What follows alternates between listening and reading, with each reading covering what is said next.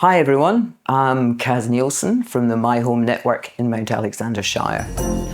We know that tenants, unfortunately, don't have the same capacity or agency to access renewable systems like solar panels and solar hot water systems and improve the energy efficiency of their homes because a lot of this depends on the landlords. However, we know that there are some things that you can do at no or low cost to improve the energy efficiency of your home and also have the ability to access renewable energy, affordable, equitable renewable energy. Australia, unfortunately, is one of the worst countries in the OECD for household energy efficiency. In Victoria, housing stock built before 2005 had an average energy rating of 1.81, which is pretty miserable. Energy standards are now improved, but we've still got a bit of work to do.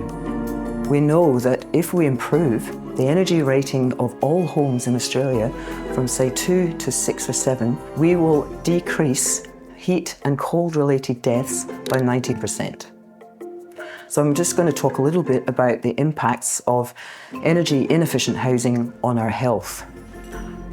So we understand climate change is leading to hotter summers, hotter weather, and so the heat stress, the heat effects are compounded. Over 3/4 of tenants in social housing and 2/3 of tenants in private rentals reported that they were unable to cool their home adequately, and that impacted on their physical and mental health. It was also impacting on their ability to pay for medicines, housing and food. During the heat of summer, it can compound chronic illnesses or disabilities and other health impacts like heat stress, heat stroke, heart and respiratory conditions.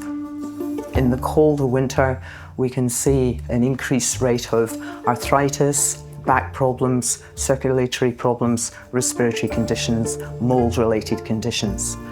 And we understand that both the heat of summer and the cold in winter can cause mental health issues, decreased capacity to work and study in the home, and also sleeping problems.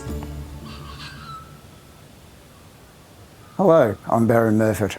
I'm here to talk about keeping you warm in winter and cool in summer. Around my own home, I've done many improvements to keep myself more comfortable, and I also worked as an energy auditor through a government scheme.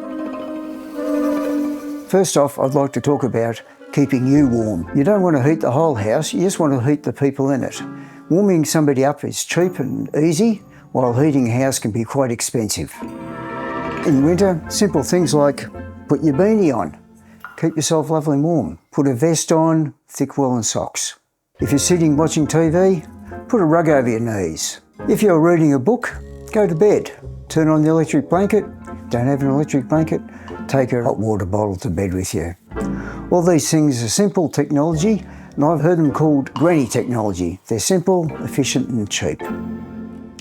Now, once you're all warm, it's time to look at warming the house. The first thing to consider is drafts. This is basically cold air blowing in through gaps in the walls and the floor and displacing the warm air that's already in the house. So on a cold windy night, go around with a candle or an incense stick and go around all the doors and windows and see where the drafts are coming in. So for doorways, you want to put a draft stopper, a snake, across the bottom. If you don't have something like this, roll up a towel. For windows, you use this self-adhesive tape. You can buy this in hardware shops. You just place that in the gaps in the windows and similar with the doors. If you find a gap between the skirting board and the floor, you get newspaper or cloth and shove that in the gap and that'll seal off those drafts. In summer, during the daytime you want to discourage drafts, but once it's night time you want to open up all your doors and windows and get that fresh air through, and that'll cool the house for the next day. The next thing to do is wrap up the room. So this involves putting carpets or blankets on the floor.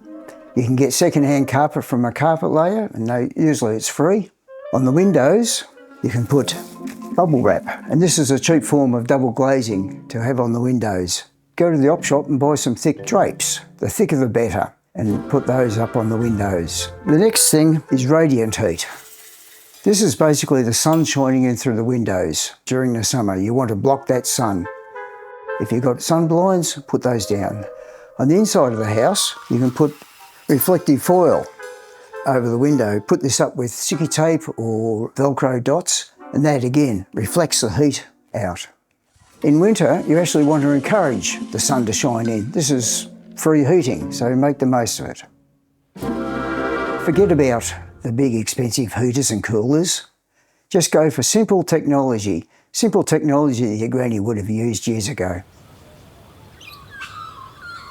Hello, my name is Frankie and I'm a single parent. I have a chronic health condition and I live in Castlemaine. A few years ago, I left an abusive relationship and was forced into the rental market. I was struggling to maintain my energy and gas bills and became overwhelmed and felt like I was at crisis point financially. I was referred to a free financial counsellor via Anglicare, and they helped me access the hardship department of my current energy provider, and I also was able to get my debt cleared due to being in domestic violence.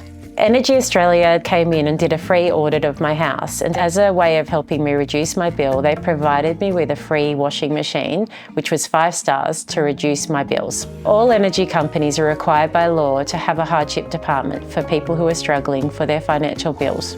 I really recommend that you talk to someone, such as a free financial counsellor or the hardship department through your energy company. Examples of some of these schemes are matching your bills. So if you make a payment, they can match your bills. Providing you with free white goods if they feel that you're not maintaining your bills. And providing you with a plan that's reasonable and accessible that you are able to pay. For example, I'm paying $50 a week on my gas and electricity, and I no longer receive bills. I just keep updating with that. We will provide you with all the resources that I found useful. Thank you for your time. Hello, I'm Deborah Pak. Over the last 7 years, I've worked with volunteers in groups like Maston Ranges Sustainability Group and Moorabool Environmental Group. My work is networking and designing community energy projects. Today I'll talk about electricity resources that our Tenants' Rights Working Group advocates to renters in the Castlemaine region. A great resource is My Home Network, which advocates for greater housing support to vulnerable people in the community. My Home Network also advocates for increased and improved crisis, transition, and social and affordable housing provision. The network also explores innovative solutions with local community members. Landlords have an obligation under the law to meet minimum standards in rentals. The Tenancy Rights Working Group can help you to understand the latest laws. If you find your rental is not safe and habitable, there are some legal resources that can help. Arc Justice Bendigo is a team of lawyers offering free legal help. They offer advocacy, help talking with your rental provider, plus assistance at VCAP. Renters and Housing Union, we at TRWG are looking to form a local branch. Rahu has 48-hour turnaround response time, helping directly to prepare VCAT cases. In Victoria, there are 31 electricity retailers.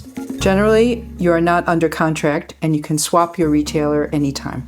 A free energy resource is Compare Energy Victoria, where you can easily find the cheapest energy retailer for your rental. This is a great way to save money. You could save hundreds of dollars a year. And we have 2 resources on how to monitor your energy. Monitor your electricity on PowerCore My Energy portal. It's free and shows use in real time. All you need is your NMI or National Metering Identifier from your electricity bill. And PowerPal offers a free electricity use monitor. Another way to monitor your energy use is to look at your bill and the additional usage information page. Castlemaine Community House in the center of town. This organization offers courses, a drop-in center, and acts as an information network. My Efficient Electric Home Handbook. This book explains how to slash your energy bills, protect your health, and save the planet. Written by Tim Forsey, and it's available at Goldfields Libraries. Solar is not just for owner-occupiers. Solar Victoria finances interest-free loans for solar and batteries, plus hot water rebates for landlords and tenants. Tenants have rights, and there are things you can do to improve the energy efficiency of your home that then save you money, improve your comfort, and improve your health and well-being.